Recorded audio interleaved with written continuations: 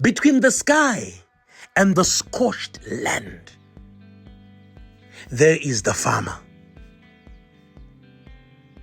There is heat from above and heat from beneath, and there is the farmer.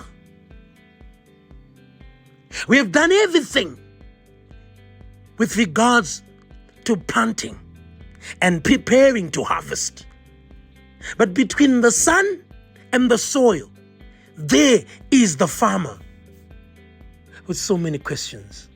Am I going to harvest? Is it going to rain? Is this how it's going to be all my life?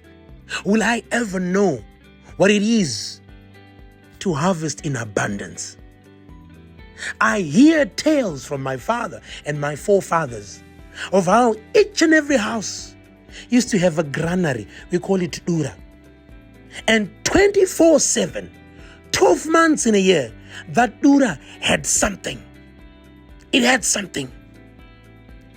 We never ran short of stock of feed. Not feeding livestock, but feeding humans. Then we'd go to livestock. In these granaries, we had everything. These granaries would dictate our happiness. But by God's grace, who has a granary today? What punishment is this? What evil have we done? What transgressions have we transgressed? What shall we do, O Lord, to atone for our sins? Hear us, O Lord, and let it rain.